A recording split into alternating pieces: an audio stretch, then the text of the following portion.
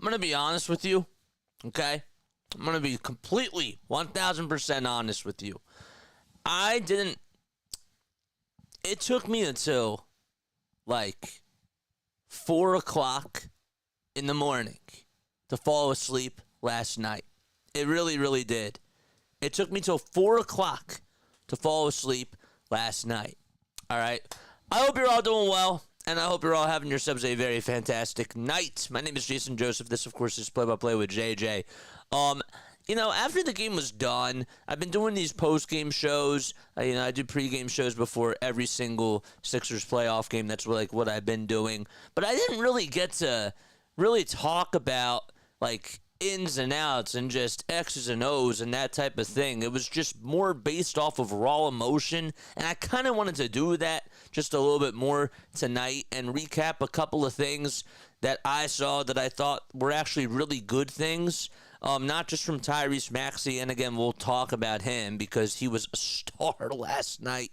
He was unbelievable. He really, really was. But there were a lot of things that I thought that this team actually did a really good job with in regards to just staying involved with the game. I saw the report that came out about a couple of hours ago from the NBA saying that Tyrese Maxey didn't even deserve to get a 4-point play. That's not how it really should have been.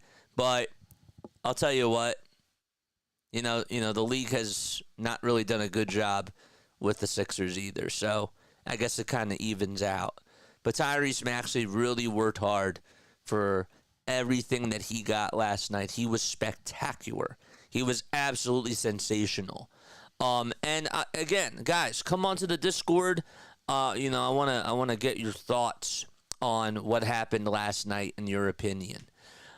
So let's just recap everything. So to start off this game, Tobias Harris, I actually thought did a really good job. I thought that this was his best game of the series, and he came out, he was making some really tough shots, and he was aggressive. He was really aggressive, he was really assertive, he was getting you rebounds, and was making a really big impact on the game when Joel just didn't have it on the offensive side. He ended up scoring 7 big points in the first quarter. He had a nice 3. He also made a nice 3 in the second quarter as well. But he was the unsung hero, in my opinion, as well as Buddy Hield because of what he told Tyrese Maxey when he was not feeling so well and when he was missing free throws. But yeah, I really thought Tobias did a really good job in last night's game, and he was consistent. He actually did contribute to the team, and he did what he had to do. This team was, in the very beginning, they outscored the Knicks. They played really good defense. I loved how they came out with playing just aggressive defense. They knew that this was going to be a battle. They knew that they needed to put everything out there on the court. It's an elimination game, for crying out loud. It's an elimination game, so you need to go out there with your best horses, and if they're not shooting the ball well, you got to play at the Knicks' pace. They're playing physical, you got to play physical. So everybody in that starting 5, even though Kyle Lowry had no points in 26 minutes, he was being physical. He had 2 steals. He was all over Brunson and McBride, and I really thought that everybody rotated so well defensively. So that can't go unnoticed, especially in that first quarter. Lots of turnovers left and right. Oubre stuck his hand into the cookie jar, had a really nice steal. Sixers were able to get out on the fast break. That's the type of game that they played, and they came out with that intensity, and it worked. The second quarter was a totally different story. Every single time the big guy goes over to the bench, there's just something that this team there's just something that this team is missing. And it's kind of sad that it's taken the Sixers have literally drafted. There was one point where the Sixers just drafted big guys. They just drafted Jahlil Okafor, Nerlens Noel, right? All these tall guys. They had Andrew Bynum at one point, even though they didn't draft him. But I'm just saying that they had all these big guys. Ben Simmons, another one. And none of them can be a backup center. It's really sad how they just have not been able to get the backup center correct. Andre Drummond was a good one. Dwight Howard was another one that you could just live with. But, yeah. No, they just, in that second quarter, they were getting outrun. Jalen Brunson started going off. I also remember, too, if I'm not mistaken, to start off that second quarter, let me see right here. I want to get the breakdown of everything. So, yeah, Jalen Brunson made a 12-footer.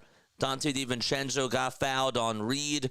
On Oubre. And then, remember, before that, Paul Reed lost the ball on a turnover and made a really bad, careless mistake. And then all of a sudden, Brunson's going off because nobody is good at protecting the rim like Joel Embiid. And because of that, now Brunson's feeling confident going down low. And he's putting up these floaters. And everybody's more aggressive in the lane because he's not out there. Now, the Knicks did have a little bit of a drought for about, 45 seconds or so. But, I mean, I guess you don't really call that a drought. But they started, the Sixers did play a couple of nice defensive possessions, but they just couldn't score. Payne missed a three. And the Sixers were forced to call a timeout 2.5 minutes into the quarter because the Knicks were going on a run. It's just so sad to me how this franchise has just not been able to find a way to just stay in the positives and not the negatives when Embiid goes out. It's sad. It's very, very sad. But then from there, Deuce McBride was making a couple of shots. He had a big three. With 8 minutes and 50 seconds. Yep, there we go. And the Sixers just could not get any offense. They had a shot clock violation in that second quarter. There was a lot of iso ball. The Knicks, I give them credit for guarding the passing lanes. But then Tobias made this big-time three with about 6 minutes to go in the second quarter. The Sixers only put up, I think, 5 points up until, literally up until the 3-minute mark. That Tobias Harris three there was game-saving in a lot of ways because the Knicks are going on this run. The Sixers cannot get a bucket, and they need to snap out of this funk. And Harris gets it in the corner, and he's just you know what, I'm going to shoot it, and he made it. It was wide open, so that was nice. And then, of course, they responded back with an alley-oop dunk. Sixers couldn't get back on defense, but that offense was big because then Embiid made a three, and that was huge. But the Sixers ended up losing that quarter, but they really needed to come out in the second half with more fire. I figured that, okay, the Sixers didn't really do a good job scoring in the second quarter, and then they go into halftime, and Nick Nurse, again, I criticized him last night because the rotations, again, were terrible. And I think that we've now come to a point where it's really hard to expect Joel Embiid to play a full second half. I was telling Mitch before, okay, my back is against the wall. I need my best guy out there. But maybe, I don't know what you do, but you have to give him a spot, maybe a little minute or so just to get catch his breath and just get a bottle of Gatorade or something, because that's what you got to do. Give him a little bit of rest, but you can't give him much. But Nick, I did think that Nick Nurse did a good job at getting the team ready to start off that third quarter. They looked like that they were prepared. Once again, they start the third quarter off on a nice little run, and it was all started literally by Kelly Oubre. Oubre was being aggressive. He goes to the foul line, gets fouled by Hardenstein, and he goes to the line and he makes 2 free throws. And then OG loses the ball because Kyle Lowry got a big steal, and Harris, who was in the fast break, got a layup. So that little spurt there told me everything I needed to know about how the rest of this game was going to pan out. in regards to it being close. I didn't say that the Sixers were going to win, but that spurt of energy to start off the third quarter was what they needed. That little 4-0 run, and when Tibbs called the timeout with about 10 minutes to go, the Sixers were ready. And again, the guy that deserves that credit is Nick Nurse. So I tip my cap to him. Tyrese Maxey started to get things going. He had 2 nice buckets during the 8-minute stretch. He had a big 3. He also made a layup as well. And then Embiid, after I think it was Josh Hart was it Josh Hart? It was somebody got fouled, and then Embiid made a nice shot. But yeah, it was just more of a back and forth type of a thing. The Sixers had nice defensive stops, and then they kept making buckets, and it was really close. Just going into that fourth quarter, they kept it close. I said that you got to keep it close, and they kept it close throughout the rest of the game. And then when they really needed to, settle down in the fourth quarter, this is really what happened. Okay? The fourth quarter comes. Let's go to the fourth quarter. All right? And again, I'm going to get to your comments in just a few seconds, but there were a couple of things that really stood out to me. The fourth quarter happens. What does Tyrese Maxey do to start off the fourth quarter? Hits a pull-up jumper from 3. Nico Batum after that makes a nice shot. Now all of a sudden, it's a 6-0 run, and you were down at the time 70-69. 70-69. Oh, did I say it was a 3? I'm sorry, I meant to say it was a 2 by Tyrese Maxey. But still, you're down 70-69, and you start the quarter off again on a nice run. And then you have a hard time scoring for about 2 minutes, and then Tyrese Maxey hits this step-back jumper from about 25 feet or so, and he is able to keep you involved in the game. So then we go down the stretch, okay? For the next 2 minutes or so, the Sixers don't get a bucket until Tobias Harris makes a pull-up jumper. Remember that play. Okay, so 5:19 left to go. How much time was that? How much time was that in between both of them? That was 3 minutes and 39 seconds. 3 minutes and 39 seconds where they just can't get something going. Okay? And Tobias, out of all people, the shot clock's winding down. Harris makes this turnaround jumper with OG Anunoby having a hand in his face. This is going to go unnoticed. But that shot there was huge because it still kept them involved. If he doesn't make that shot there, the Sixers don't keep it close. I'm telling you that right now. I said that if they were going to come back and win this series, or at least extend it to a Game 6, they needed to change the momentum. Toby did that a little bit, and then, of course, what happens in the last 20 seconds, and we'll get to that in just a couple of seconds. All right, but Harris hits that 16-foot pull-up jumper with a hand in his face. It was a turnaround shot from the foul line. That was clutch because now it's a 3-point game, and you haven't been able to manufacture any offense for 3 minutes and 39 seconds. That was huge, okay? Brunson answers back with a layup, okay? And then he gets fouled by Toby, of course, because Tobias just has to do Tobias Harris types of things. But he fouls Jalen Brunson, and then Tyrese Maxey, again, off a nice little assist by Embiid, hits another 3 with about 4 minutes and 30 seconds to go. Now, all of a sudden, it's back to a 3-point game. Jalen Brunson answers back with a layup. And then Oubre made a really nice dunk off a nice pass by Tyrese Maxey. And it still was a close game. They're within striking distance. Okay, Brunson continues to make shots, but then Joel hits another big-time shot. It was a 7-footer, I think. He was really close to the rim. He got a little runner, and he got it. Brunson then gets fouled with about 2 minutes, and then the Sixers are able to I mean, Jalen Brunson's just making these ridiculous shots. All of a sudden, it's 94-88. Okay, it's 94-88 with about 59 seconds left. Anunoby gets a dunk on a fast break. You're thinking to yourself, game over. You're thinking to yourself, game over. Oubre makes a dunk on the other side, and Maxey gets the assist.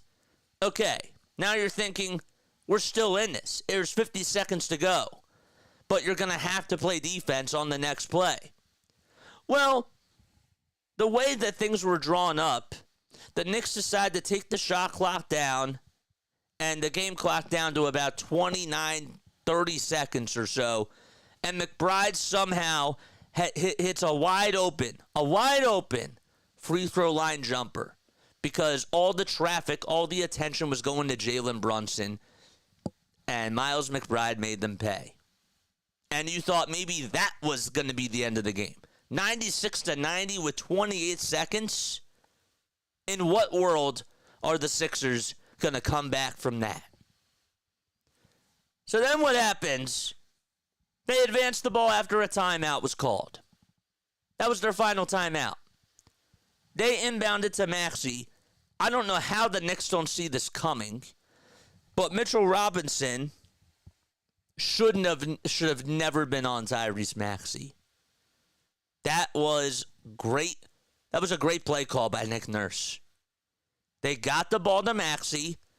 He makes a three, and he gets an and one, and he goes to the line and he makes a free throw. To Maxey's credit, he missed 3 big free throws. With about a minute and a half to go, he had an and one opportunity with, I think it was a minute and a half, and he missed that.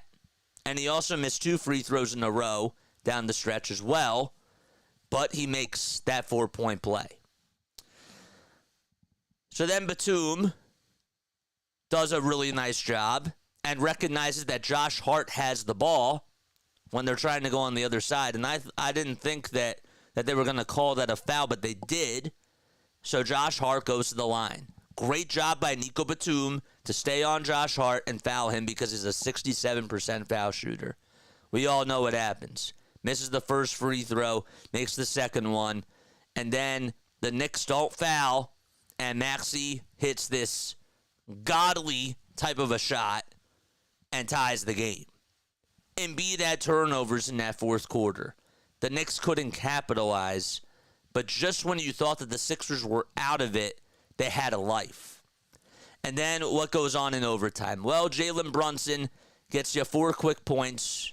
Sixers call a timeout. Was it 4 points in a row that he scored? Yeah, it was. Yeah, because he made a pull-up jumper, and then he also was able to make a little layup as well. Sixers come out of the timeout. Another play drawn for Tyrese Maxey by Nick Nurse. Maxey makes the shot, wide open, and nails it. And now all of a sudden it's a 2-point game again.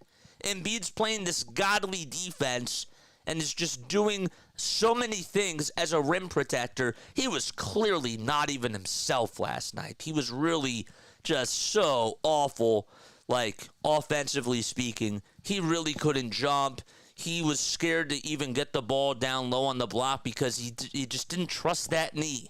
Something is not right, and it is concerning, and it is a valid concern because I know he's dealing with Bell's palsy. I know that he has this, he's been having problems with the knee. Also had a migraine as well. Really just unfortunate stuff with what's going on with this big fella. And he had 9 turnovers in the game. But to his credit, he's still bought in on the defensive side, made some big-time blocks on Jalen Brunson, and you don't win that game without Joel Embiid's defense. Nico Batum had a nice block as well. He had a couple of nice blocks in that fourth quarter and even in overtime. Got to give him credit as well. And again, fouling Josh Hart, great move. Great move. Because he's not the best foul shooter on the team. I don't know why they would give it to Josh Hart at one point in time because they know that the Sixers are going to foul. But again, the Sixers capitalized. And then Embiid also hit a couple of big free throws to make it a 1-point game. Oubre makes a dunk with about 2 minutes and 20 seconds to go. And then Joel also hits this 15-foot pull-up jumper and he got fouled by McBride. So now Embiid's feeling himself a little bit, and he's starting to get his confidence back. And then it was pretty much just game from there. I was really happy with how this team battled through all the adversity that they had dealt with, and they didn't just flat out quit. That's what I was really proud of. Okay? I am going to get to your thoughts. I'm going to do that right now. But I really just kind of like wanted to break things down a little bit because while, yes, Tyrese Maxey was the star of the show in that fourth quarter, there were certain parts of the game where I kind of had to just go back to and say to myself, well, how did we get into that position? Because there's other things that build up throughout the game that are valuable. Because, it wasn't just Tyrese Maxey. Tyrese Maxey was so clutch, though. Absolutely clutch. But Tobias actually played he actually gave you something out there. He did. He was really good. So, and Oubre gave you some good things defensively as well. All right, so let's go here. All right, great day to be a Philly fan, says Wanda. Yeah, I agree with that for sure. Daniel says Sixers in 7. JJ, my friend, what's going on? What's going on, guys? If you guys want to come on, and if you guys want to give your thoughts, please, by all means, feel free to come on and do that. Let's go to this. All right, we'll go to these team stats. So the Sixers shot 46% from the field. I don't know if you guys can see this. I do apologize. Yeah, it was better before that. Okay. They out-rebounded the Knicks. And that was the one thing I also wanted to talk about, too. They out-rebounded them 46-40. Okay? I was really happy with how much they kept Josh Hart off the glass. Josh Hart was killing them on the glass throughout this whole entire series. And I know that he got you like 9 rebounds last night, but it was a quiet 9 compared to what he was doing before. And Josh is a great rebounder. He's a great player. Anybody on any team would love to have Josh Hart because he literally does give them heart. Like, no pun intended. But, yeah, they out-rebounded the Knicks. I think that they can do this again. I do. I believe that Game 5... Do you guys remember? Okay. Do you guys remember I don't know, for all you baseball fans out there. Okay, 2022, right? I'm not saying that the Sixers are going to go to the finals. The Phillies. Wild card series happens. Okay, first of all, they sneak their way into the playoffs. And whatever. But in the wild card game, they were down 2-0 in the top of the 9th. Walk. Infield single. And then an error or something along those lines. They played small ball, and they shocked the St. Louis Cardinals fans in that 9th inning. They really did. And then Gene Segura comes up and punches an outside and low pitch out to right field to give the Phillies the lead. And then Nolan Arenado makes a big error on the next play. I'm just saying that the analogy that I'm trying to make is that the Sixers built momentum. They built momentum like what the Phillies did in 2022. Everybody thought that the Phillies were done in that wild card game in the 9th inning. They're down 2-0. And all of a sudden now, with the bases loaded and the ball not even getting past the infield, and now you have these errors, and then you have a 2-run single on a really bad pitch that was hit by Gene Segura. Got a little bit lucky on it. The Phillies come back and win that game, and now they go on this run because that was the momentum swing that they needed.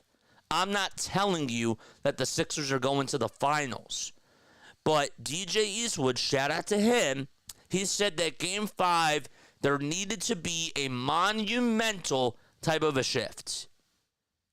And Tyrese Maxey, during those last 20 seconds, caused that. Did the Knicks make mistakes? Absolutely.